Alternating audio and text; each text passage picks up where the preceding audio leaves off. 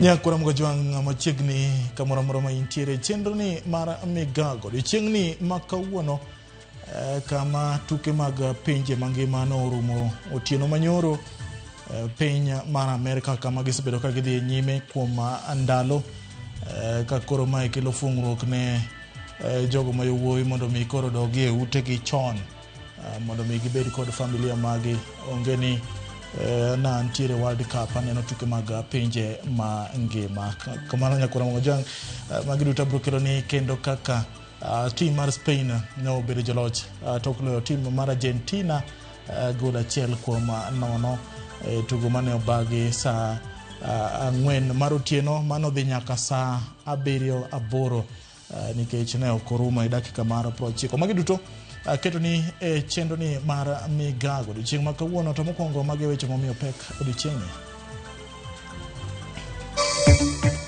Buchnek mar japuonj Albert Ojwang mane otho e Tesendo bila ochak winji kawuono e doho ma Kibra.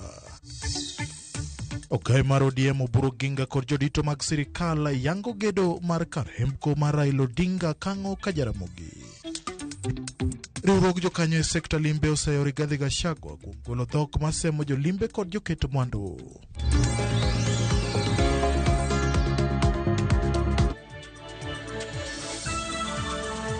Inyalo tudri kodwa e namba mar 2-3-6-0-0 kamene wantira achiel kachiel kokalo e mbui magwa mag Facebook ka achiel kod YouTube. Machiegni nyinga en James Opondo. Bura mar nek mar japuonj Albert Ojwang iwinjo kochakore kawuono e doho ma Kibra e boma ma Nairobi. Ojwang ne owito ngimane dwe mar 6 higa mokadho e sel mar Tesendo bila ma Central. Achija 6 moriwo nyaka mane en OCS ma Tesendo bila ma Central Samson Talam itimone nonro. Wabrodhi achiel kachiel jaka e doho ma Kibra mondo wawinyane ni to dhi nade. Jafwambo marwa Cynthia Onyango nitiere kanyo kendo wabro luwo matut kapok watieko chenro ni to wabro dhi achiel kachiel nyaka Kibra mondo wang'iyane ni to ang'o madhi nyime gi sani. Ka wadhi nyime en ogai mar ODM Oburu Oginga kod jodito mag sirikal yango gedo mar kar hembko mar Raila Odinga Kang'o ka Jaramogi Bondo e kaunti ma Siaya. Migawo mar riwruoge Saga Wycliffe Oparanya kod Soipan Tuya moko kuom jotelo ma ochopo Kang'o ka Jaramogi e yango gedo no. Watudra achiel kachiel gi jafwambo marwa Steve Biko kinyalo winje to nyiso ni to chenro ma kawuono mar gero hembko mar Raila Odinga chenro no chakre sadi to gi sani ang'o madhi nyime. Erokamano ahinya James Opondo, awinjo achiel kachiel kowuok Kang'o ka Jaramogi kanyono ero ma odiochieng' ma kawuono ni eri jotelo mopogore opogore kotel kod ogai mar ODM mano Laktar Oburu Oginga ma bende gi sani eri en jatelo ma kata ogai mar dala ma ka Jaramogi kaendi otelo e nyasi mar gedo medachaki mar gedo mar hemko mar mosenindo maneno gai mar ODM Raila Amolo Odinga. Koro gi odiochieng' ma kawuono ni eri jotelo mopogore moting'o jatend migawo mar weche mag saga mano Oparanya Wycliffe Oparanya kaachiel kod jatend migawo mar weche mag lweny Soipan Tuya kaachiel kod PSS mamoko bende kata jote pogore bende ochopo kaeri mar neno ni gichuo wang'i e chenro ni eri ayanga ma kawuono koro ichiwo kata gitimo gimiluongo ni handing over mar site gichiwe ne jogedo mondo mi ochak chenro mar gedo. Ka gedo mar hemko mar Raila Amolo Odinga ibro tim e thuolo mar dweche 2 ka dweche 2 gi kigeto ni obro rumo motelo ne tarik 15 dwe mar 10 higa ni eri mibro tim rapar mokwongo mar ka itelo kod jolweny kendo en yo mibro par godo gigo eko mane kata ling'ani mag mane en ogai mar ODM Raila Amolo Odinga. Koro osingo ne jopiny kuom thuolo mar dweche 2 chenro mar neno kata jogo eko mosebedo kabiro ka ibro chung thuolo no kuom dweche 2 mondo mi ochiw thuolo ne gedo makamano ero. Ka ogai mar ODM Oburu Oginga owacho ne okwayo mondo mi kik ger gini eri piyo ahinya madipo ka omiyo koro rang'iny mare odok piny, ka wacho ni jogo eko magedo ochiw thuolo kata gigo kumonjo be ni rango mondo mi ot thuolo ma kogere to dong ot motegno mochung. Koro owacho ni kaka familia nyicha gin kod chenro mar neno ni gino ger kata mana motelo, to kata kamano kane giwinjo ni sirikal odonjore wach ni eri kendo dagere gi sirikal, ne gipuoyo okang' ma kamano, kendo kawuono ka koro itimo ichaka yanga gedo ma kama eri en okang' ma giduoko ne erokamano kabisa, ka giwacho ni gin kaka familia Raila Odinga mosenindo ne ni kod noweyo ng'any mang'eny ma nyaka koro par mana kokalo kuom hemko midhi ger kaeri. Bende ka nitiere nitiere kaeri Raila Amolo Odinga Junior ma bende ochopo kaeri kaachiel kod jalup gavana ma Kisumu mano maduto opuoyo okang' ma kamaeri kendo ginyiso mor margi kalwe kod gedo ma koro idachake ni eri. Koro hemko ni eri nyacha idhi mana mita sapuro manero mar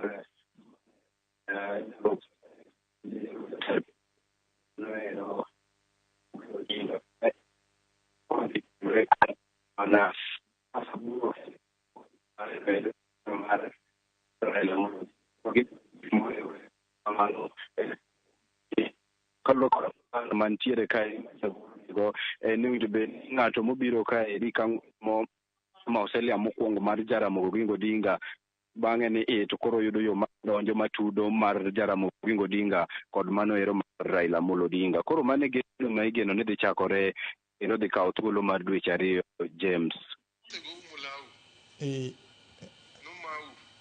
Ka wadhi nyime nyakor Mokojwang' en ni mano jafwambo marwa Steve Biko ka entiere kaunti ma Siaya kang'o ka Jaramogi kama igere hembko mar mane en ogai mar ODM Raila Odinga. En chenro ma otelie kod sirikal ka ogai mar ODM Oburu Oginga kaachiel kod jotelo mamoko bende osechopo kacha kamoting'o jatend migawo mar lweny Saipan Tuya kaachiel gi Wycliffe Oparanya. Magi duto wabro luwono achiel kachiel kendo wabro kelonu kaka gidhi nyime. Ka wadhi nyime en ni yore thieth nyalo biro bedo kod rochruok malach kaluwore kod ng'anyo mochan bagi kod jochiw thieth mar dhiro dwach ratichgi e sekta thieth gi ywago deko mar osara mar jotije buora, rem keto lwasi makare mag okumba thieth e counties. Riwruog jochiw thieth bende dwaro mondo otimnegi nonro kendo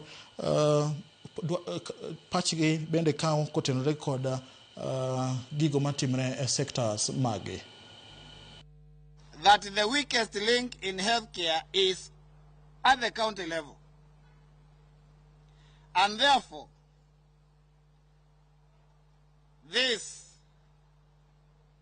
indicts the counties as having confirmed that the health function that was devolved is becoming a weight too heavy for them to bear. And that is why we are asking that it's time that we have a conversation. Rumbi marlit kod kuyo kwako gwenge mag Shiangalamwe ward ma Mbakalao ikar chung'od bura ma Tongaren. Bang' dichuo moro ma jahigni 38 oyudi kolalo ngimane e yode. Nyuola mare wacho ni Dennis Chenenje mane en ajuoga ne kalie midhiero mar dang'ne mar paro. Ringre bende nyogol kod obila kendo ter e kar kano ringre ka nonro pod itimo.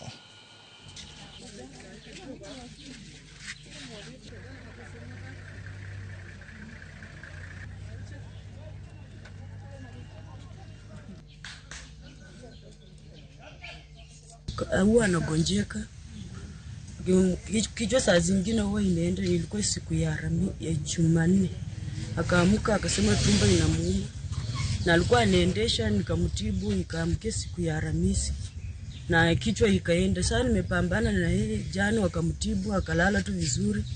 Usiku tumelala na yeye, kuamkia asubuhi akaniambia imekuwa saa 11, akaniambia amka upige maandazi. Na mimi kweli niliamka, after 5 minutes ndio nikaamka. Kuamkia nikisimama hapa nje kumuona si kumuona. Msichana yangu kuamka kutoka nje hakumuona, akamfuata huku nje, akatafuta hamuoni, akaenda kwa hiyo nyumba yake yenye anafanyia kazi yake, hakumuona. akaenda paka huko nyuma kwa toilet, hakumuona. Kurudi kusukuma mlango hivi, akaona bwana yake ako kwa kamba amechinyonga. Tunaomba mtusaidie, hawa watoto shemeji peke yake hawezi kuwalea, ni watoto wengi na ni wadogo, hata kuna mwingine hata hajatembea. Tunaomba tu serikali msimame na boma hii. Shughuli ambayo inaendelea sasa hivi, mwili umechukuliwa kupelekwa mochari, na sisi tumesalia hapa ili tupange mikakati, tuone vile mambo yatakuwa. Kweli amechinyonga, na mimi ndio landlord yake, so tumehusunika sana, na amekuwa na ugonjwa. Wiki moja imeisha, kama yeye ni mgonjwa anaendelea na ugonjwa, na ugonjwa wake huwa inaendelea kwa kichwa.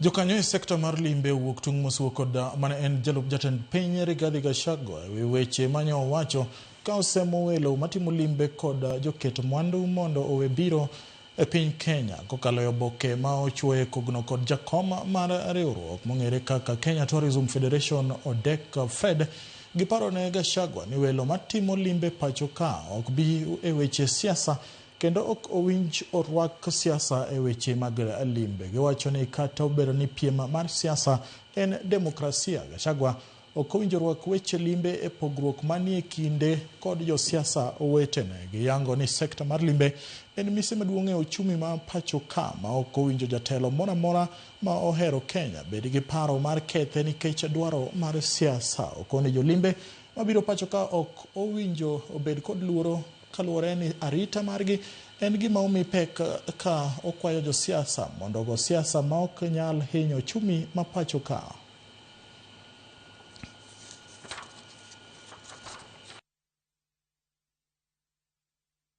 Moko kuom jood bura mawuok e kaunti ma Kakamega koro medo sundo jatend piny Kenya William Ruto mondo oyier jatend migawo mar riwruoge SAGA Wycliffe Oparanya kaka jalupne e ng'wech mar laro kom tend piny e yiero mabiro. Ka giloso e kar chung' od bura ma Shinyalu, jood bura go mag duond bura mar ODM wacho ni owinjo miyo Oparanya lemo mar bedo jalup jatend piny e yiero ma higa manyien nikech gwenge mag imbo mar Kenya nitiere kod jolut ombulu mathoth.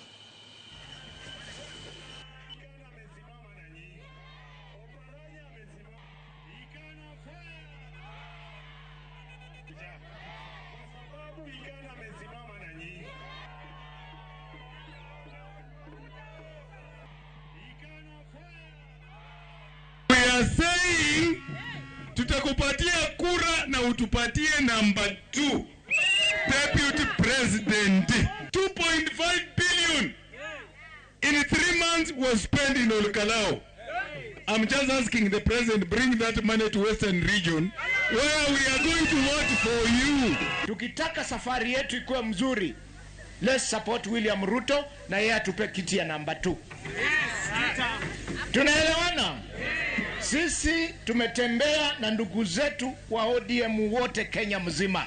Sasa hivi wamefika mahali wakasema huyu mheshimiwa Ambetsa Oparanya is the senior most in the hierarchy ya ODM. Sisi watu wa Murembe, sisi watu wa Luya, sisi watu wa Nyanza, sisi watu wa Coast, kwa sababu wale watu wamesema hawampendi, sisi tuko tayari kupenda yeye.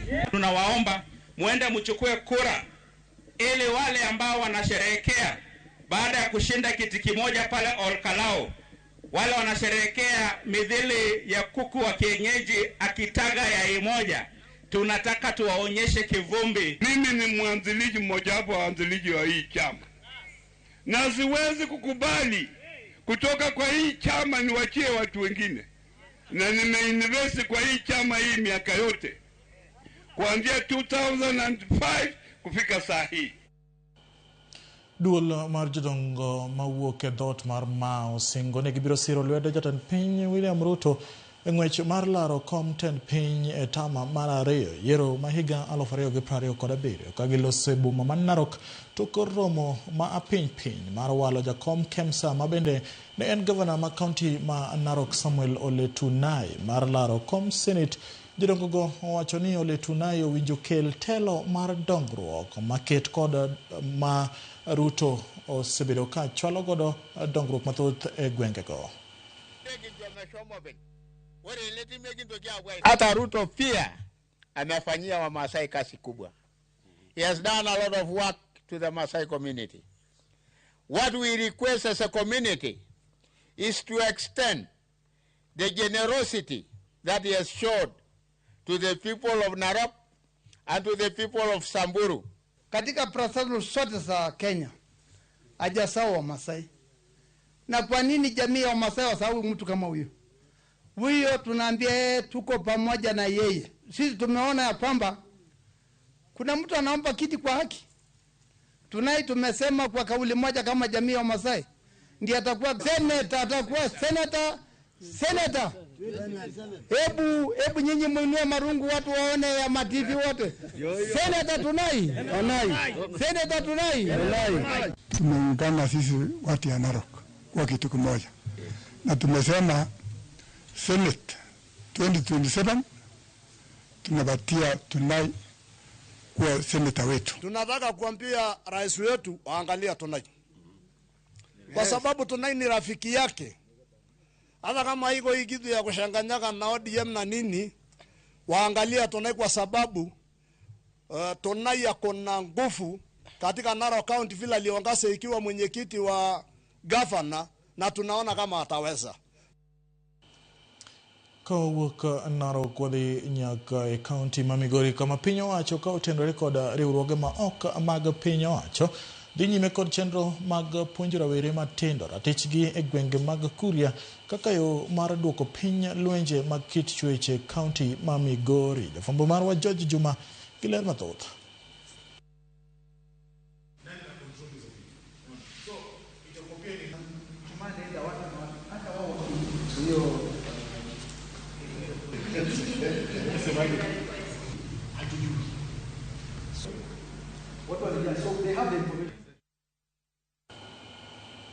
Oloso report mar George Jumano ka odhi nyime ni jotelo mawuok e kaunti ma Trans Nzoia osemedruok mar jonjore mag siasa kata weche mag jore siasa e kaunti no ka gidwaro mondo jo siasa owe tiyo gi rawere gi siasa ka gilose boma ma Kwanza e kaunti ma Trans Nzoia. Jotelo go okwayo jo siasa wetegi mondo ojiw rawere e yore mag uchumi kendo chako chenro mag dongruok mondo omed tije ne rawere.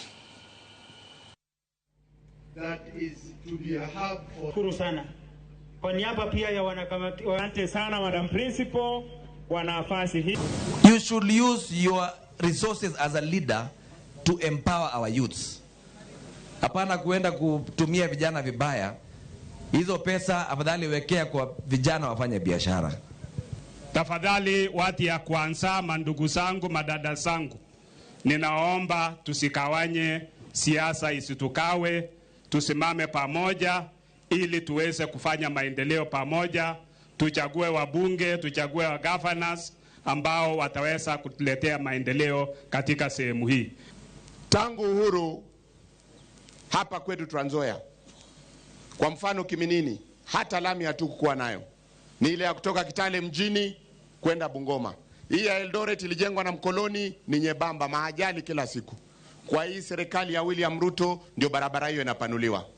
Kwa hii serikali ya William Ruto ndio barabara ya kutoka Tarbo, Naitiri, Sihendu, tayari contractor ameingia site. Jokenero ticho ganda geto keto kenge mag rakro kod rawere modonji e timbe jore e kaunti ma Kwale kotelnega gi riwruok moro motisi ni Jamii Action Center giwacho ni okang' makamago biro konyo sirkand kaunti e chwalo kony ne jogo manoyudo midhiero mopogore opogore kokalo kuom jonjore go kendo rakro kod joma oyudi kod timbe makamago.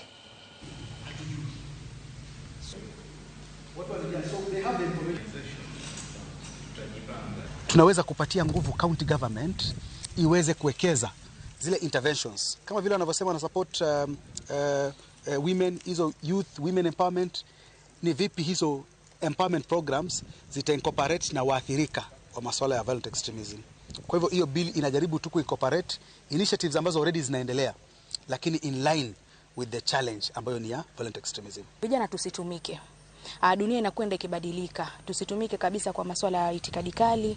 Just say no. No, it's very simple thing. Na pia mwenye kujihusisha, usikae idle. Kwa sababu ukikaa idle ndo unakuwa na urahisi wewe kufanyiwa hizi itikadi kali. Lakini tafadhali vijana, tujitokeze kwa wingi, tuhakikishe kwamba haya masuala tunayapinga na tunasaidia hata sisi. Kwa nini kila siku tulaumiwe sisi? Jolupo apar kod abich omaki kod gige mag lupo kama oting'o gogne abich ma chik okopodho kod injin auchiel mag yiedhigi apedha mane migawo ma ochung'ne chenro mag lupo ka omakore kod obila otimo e dho wath ma Angalo e kar chung' od bura ma Homa Bay Town kaluwore gi chenro mag timo mar tieko kiluwa maricho e nam Lolwe. Jolupo mane omakigo e apedhano ma bende ne onywando telo mar dho wath ma Angalo bende isayo kuom dhi lupo e kama we ne rech nyuole kata breeding zone e tok chik. Chenro mag lupo osebedo katimo apedha mar tiko gige lupo maricho ma jolupo osebedo katiyogo e dho wedhe mopogore alwora ma nam Lolwe ma ywak osebedo ni tieko rech e nam Lolwe. Otieno ma piny rugo kawuono migawono komakore gi obila kaachiel gi tend dho wath ma Angalo e kar chung' bura ma Homa Bay Town ne otimo apedha margi e dho wath ma Angalo kama ne gimake jolupo 15 gogni 5 mag lupo ma chik okopodho ma gisebedo ka gitiyogo kod injin auchiel mag yiedhi mane gitiyogo e kama wene rech nyuole kata breeding zone ma bende chik okoyie mondo chenro mag lupo dhi e nyime. Nitie yiedhi ma e beaches mamoko to biro lupo e breeding zone na ochakore dho wath Kenya kindwa koginga kindwa gi Kananga. Yes. Koro jogi bire to lupe. Asebedo ka wuoyo gi jotenda mag network ni gini tieko no rech ka gibiro ka to gigo joga. Koro na alliance gi KEBS Kenya Fisheries Service mondo bio konywa timo patrol makawuono ni nikech na tamo joga ni ok nyal dhi kendgi nikech kidhi kendgi to patrol boat wa en yie achiel to gibiro more than 20 boats koro gisingira gi to gigogi tanto kadwa lweny wamako nede 5 wakawo boats gi engines maggi mawakawo kaluwore kod migawo mochung'ne chenro mag lupo. Jolupo mana gimako go wuok e dho wedhe mopogore kar chung' bura ma Homa Bay Town kama oting'o dho wath ma Lela, dho wath ma Kogenga kinde mamoko ka jolupo e dho wath ma Angalo to seyo jokombe mag dho wedhe kuom rem keto okenge mowinjore mar kedo kod kiluwa maricho e dho wedhe ma girito. Adwa wache categorically ji osebedo ka blame jo fisheries KEBS ni ok teach gi maber to wan chairman moyier mag beach management unit wan ma wa promote illegality along our beaches nikech jogi okae polo wane ma warwako gi beaches wa koro ka jokombo yie to giket kiluwa ma chik dwaro to ka mare no neno ni berne to luwe area neno. Kawuono wamor ka jakom nyalo biro gi jo Kenya Fisheries makonwa jok mabiro chando wa maluwo rech matindo tindo ma kata sani tinde kwa dhi e nam ok wanyal yudo rech to yiethwa obedo kwase kedo gi kata king'iyo oko ka ineno ka yiethwa to mana oko ka nikech yiedhi mabiro ka gi kiluwa marichogi otieko rech te tonde wabe ging'ade i nam. Kuom jowan rech bende ywak kalure kod medruok tiyo kod kiluwa maricho e nam Lolwe ma giwacho ni osemono gi uso rech mowinjore ka gijiwo mondo apedha ma kamano omed dhi nyime. Jolupogo mane omaki kod gigegi mag lupo odinegi tesendo obila ma Homa Bay ka rito terogi e doho. Wala maka waloke to sani koro rech wayudo rech mathindo ma ok ter kata chiro mondo konywa. Koro sani waneno gimotimore ka jogi nyalo a kama chielo ka gibiro gi kinyowa karwa ma warite rech ka bunglu magikele nam ka mang'ado nwa gogni muwaonge kata yweyo ka joge wagi odhi nam to gima giyudi bende onge. Alia Beach, Ramogi TV, Homa Bay. Gikanyo kama jafwambo marwa Alia Beach ochopwana mwaka ogodo yweyo marwa ma okwongo. Lawi wuoda dore ka wuokrinya awachone no Ramogi TV yo makare. Awachone Amosne Richard Ochola kaen Sori Karungu. Abich Ombogo ka wuok Nyawita Kagan. Awachone riwruok marwa ber to mana ka watero Ker William Ruto mondo walos siasa ma higa 2032 ma iloso sani. Oraro Wudi Nyasiaya jama benjwa Sembo piny maber. Awachoni oneno Ramogi TV kaen gi jawode Violet Nyar Kaboch. Rokamano kuom kete e Ramogi TV kinde duto. Japolo Uma wachoni ayudo chenro ka antiera Sembo dala mosna jo Sembo duto Japolo Uma kanyo makago do yweyo mara kikdhi mabor nikech pod wan gi mathoth e chenro ni mar migago.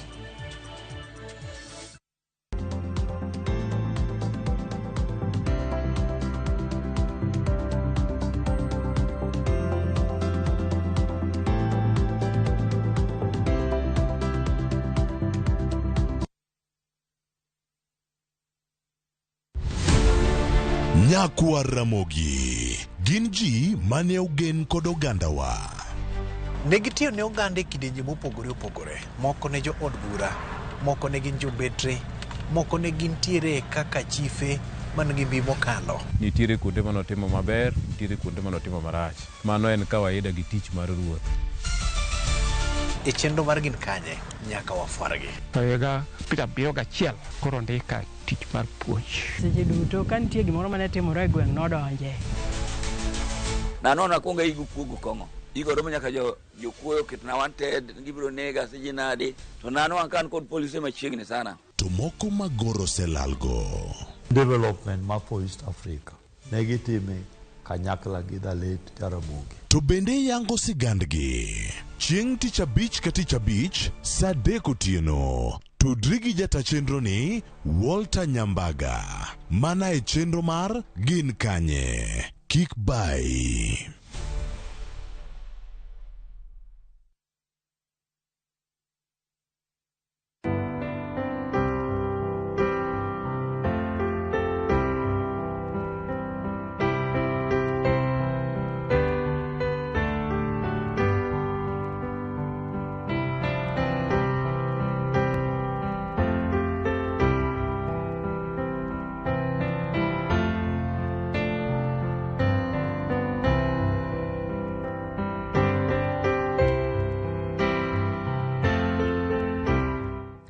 *811*271# mondo iyud Blessed Assurance kaka skiza tune mari.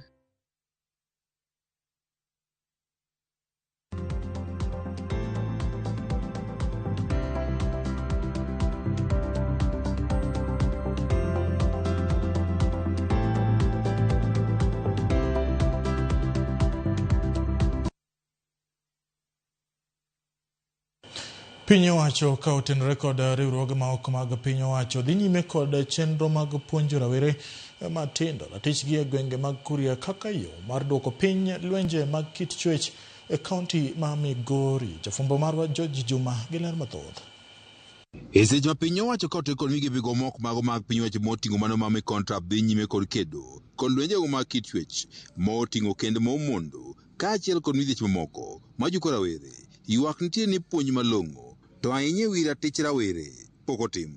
Shinani huwa waelewi. Wakati tunawaelimisha tunatembeaga na hao machidoni ofisa chifu ako pale. Jokedo kod lwenjego mag kichwech moting'o mano mar nyange mako yie momondo kendo momondo kod moko wach ni bedo ni rawere mathoth pod okia ratichgi kaluwore kod chike ma pacho kae osimiro ratichgi to giling'aling'a. Tu ya ODW ni kuwezesha hao vijana wadogo kuweza kujua ili waweze kuendelea na masomo yao. Dhi mbele kod gi gombaka waterogi through ratichgi mondo ng'e ni samuwuoyo konyiso janyuol wach moro ok onyis janyuol mondo timne favor, ok onyis janyuol mondo nene huruma.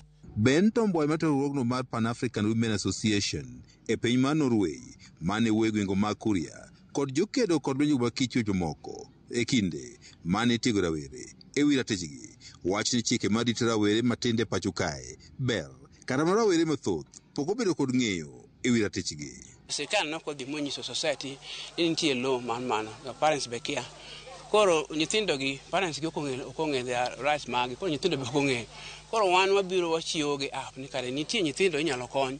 E kinde romo no mane obag ward Matagare e sub county ma Kuria West romo ne los korok ma mi contract ka utende kod piny owacho rawere nedo puonj ma otenore kod ratichgi. Inafaa waje waripoti kwa ofisi tujue huyu mhusika naye achukuliwe hatua. Lakini wakati mwingine tunapata shida. Sisi kama viongozi, mtoto anaweza akadhulumiwa, aambie mzazi apuuzie, mtoto akija kwa ofisi aseme mimi ninadhulumiwa. Tukienda kuchukulia hiyo hatua tufuatilie tupate information, full information, unapata tena tunakosa kupata hiyo information kutoka kwa wazazi kwa sababu wana shy off. Sexual gender based violence cases ng'eny ahinya en mamako nyithindo matindo kendo kor gweng' nikech ng'enyne timore gi jogo machiegni kodgi.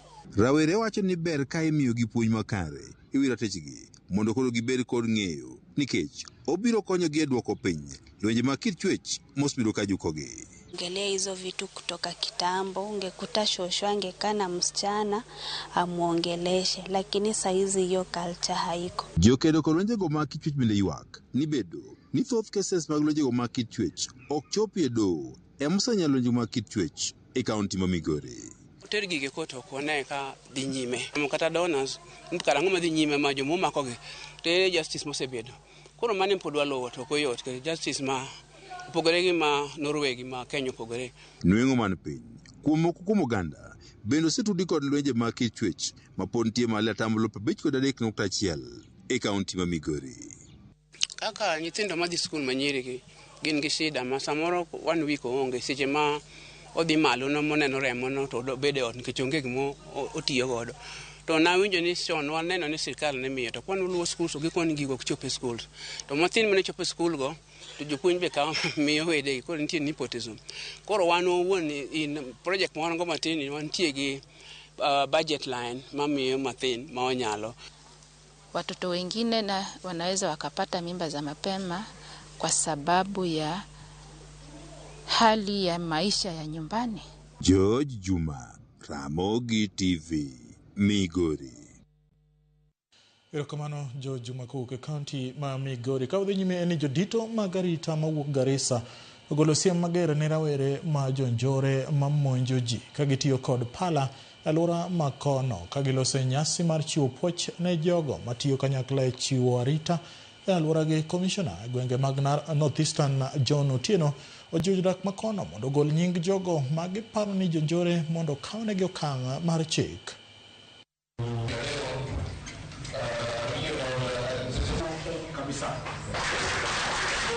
Mambo ya security ama wale ambao vijana wale wadogo ambao wanasumbua watu hapa town. Na nikiangalia hii town ya Garissa ni town kadogo sana. Town kadogo sana. Ambaye tukiamua sisi zote tukiwa wananchi na polisi kuhakikisha ya kwamba hawa vijana wataonekana tena, si tutaweza? Tutaweza. As we speak now, mimi nilipoacha kazi ya serikali niliingia kwa ukulima na niko na karibu vijana 16. Kule kwangu ni kama rehabilitation. Naweka vijana hapa kwa kazi. Saa zingine mwingine ameshatumia dawa ya kulevya, hana nguvu. So tunampatia kazi ya kufuata kondoo. Yule mwingine anaweza lima, tunampatia kazi ya jembe. Yule ambaye anachunga milango tunamwambia huyu ni muizi, na yule ambaye unamchunga pia ni muizi.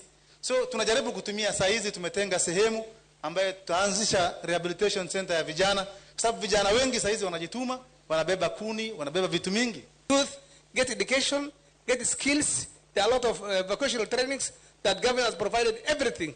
Government has tried.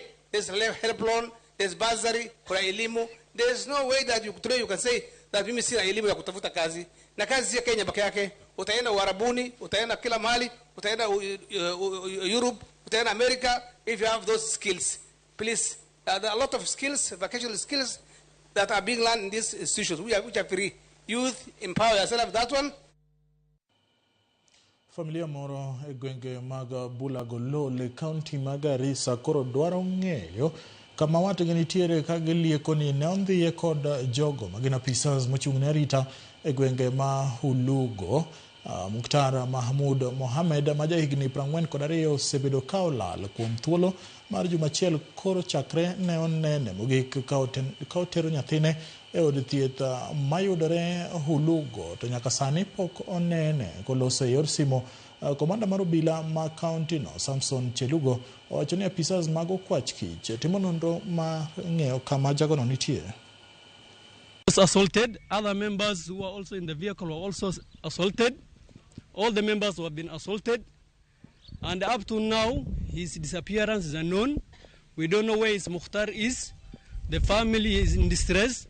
We are therefore calling all the government agencies, the women organizations and the media to intervene and to release Mukhtar and ensure his safety.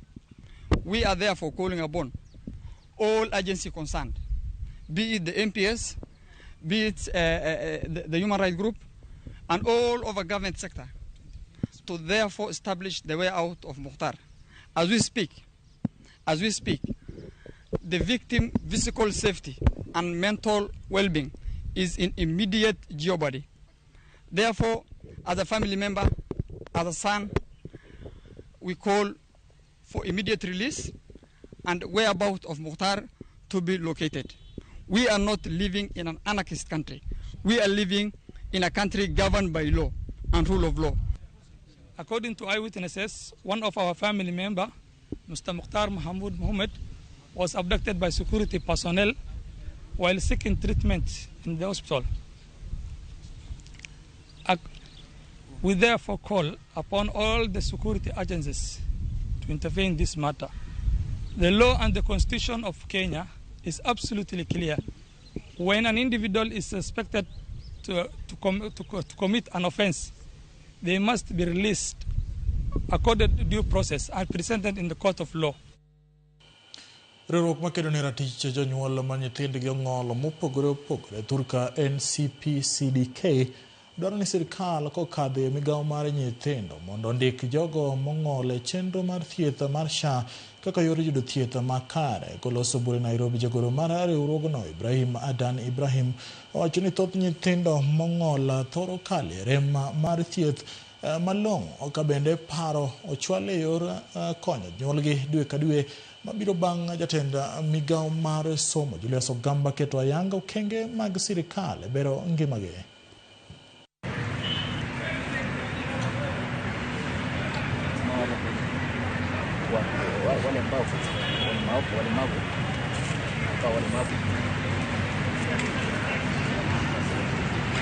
Disability is not inability, but a lack of access to the right tools can convert potential into frustration. This is a significant step towards ensuring that our support follows the learner wherever they are. Inclusion should never depend on the type of the institution that the learner attends. Many families continue to struggle to access essential health care, therapy, assistive device, and medication, diaper, and transport, and inclusive education.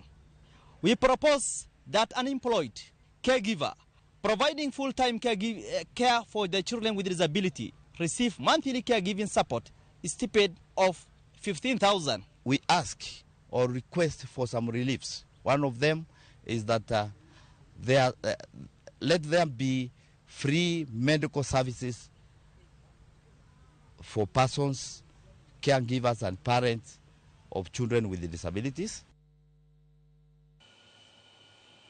Apisas e migawo mar somo kaachiel kod bad migawo ma rango chenro mag sirkal ochiwo siem ne weg rak mayulo e tich kendo ndeko tieko chenro mag gedo madhi mbele sikunde mopogore opogore e kaunti ma Nyamira ka giloso seche mane gidhi rango kaka chenro ma itaya kod sirkand Kuwait e sikunde 68 e kaunti ma Nyamira dhi nyime. Apisas go mawuok e gwenge mag Nyanza wacho ni weg orak auchiel osema orak mane omigi kaluwore kod digni e tieko chenro mag gedo. Projects are ongoing well, and those contractors who are not who have breached the contractual obligations, we have terminated 6 contractors for civil works, and we are already in the process of getting the new contractors. Yes, the contractors who are working with us now, the 15 of them, they are doing a good job. As you can see, their facilities, they are delivering well. The extension that we had been given was up to 31st January, and we are looking forward to possibly hand over and commission some of these schools before even early October, especially for those schools that are around 90 to 95% complete.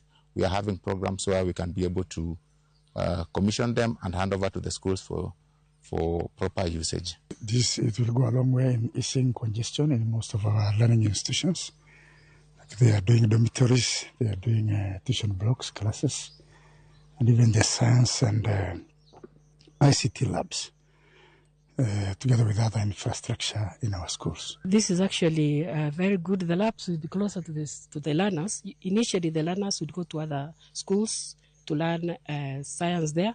Now the labs are here with them, And most of our STEM learners will know what is actually happening in the science. Jodak e gwenge ma bilbile kar chung'od bura ma bura e kaunti ma Tana River bogo ng'anyo e wach mar keto tenge puodho maromo heka 45,000 ne jopur mag niang' kaluwore kod jodak go. Puodho migeto kod jopur niang' go ema gisebedo ka gitiyogo e kwayo jamni kod yudo pi maler, ka bende koro gidagi wuok e lobno.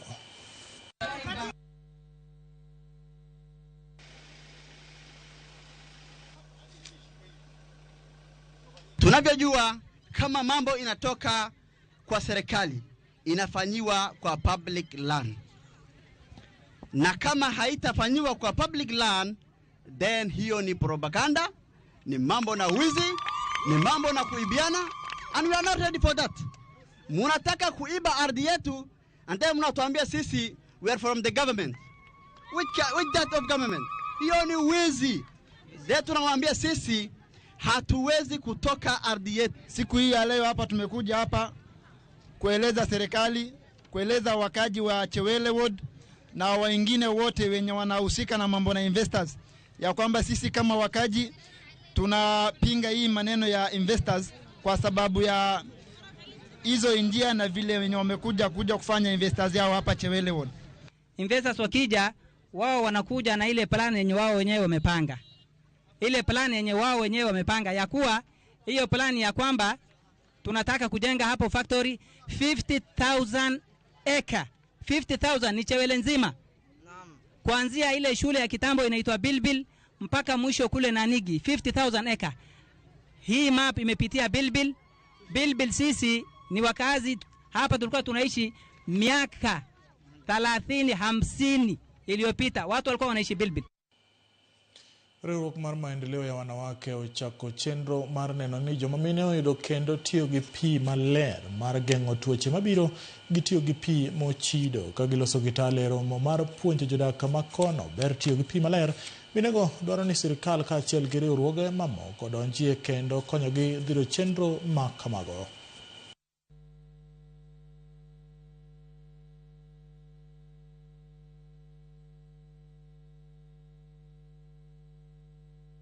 Wanahangaika sana kwa sababu mara nyingi wamechimbiwa hiyo boreholes, wakichota wengi inakuwa chafu.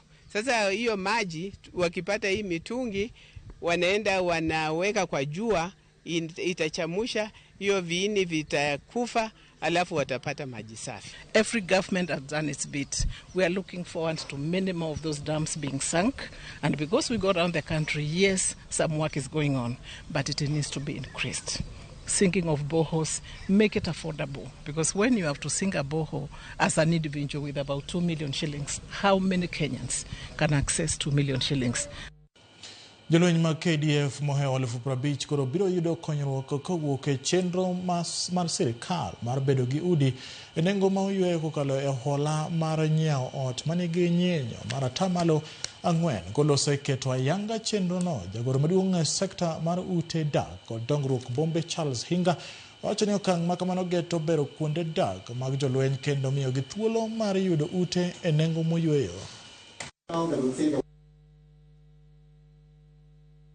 If there is a great injustice that has happened, which we are righting, is taking for granted men and women who wake up every day, who sleep after we have all gone to bed to ensure that this country stays safe.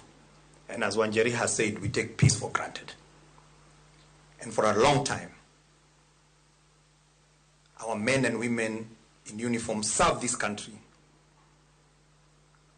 without thinking about what is in it for themselves. We are now graduating from institutional housing because our men in uniform will stay in those houses when they are serving.